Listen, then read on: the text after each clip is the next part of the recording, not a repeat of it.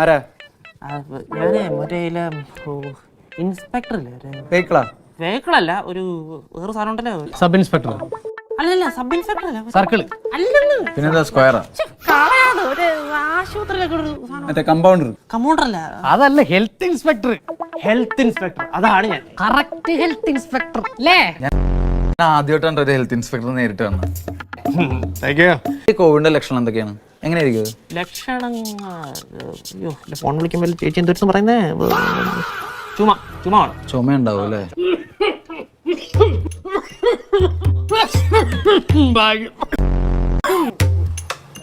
Sir, ഈ ചുമ അല്ലാണ്ട് വേറെ എന്തൊക്കെ ലക്ഷണങ്ങളാണ്?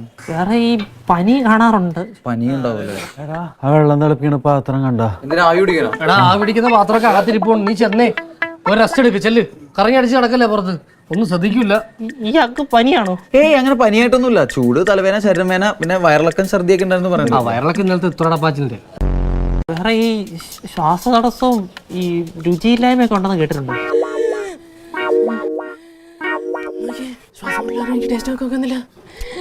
ഉപ്പൊട്ടൂലല്ല, വേണമെങ്കിൽ എരിവ് കുറച്ചും കൂടി ഇട്ടോട്ടാ. ഇത് പായസപാടാ. ഇവരോടൊക്കെ നോക്കാൻ പറഞ്ഞ് എന്നെ വേണം തല്ലാൻ.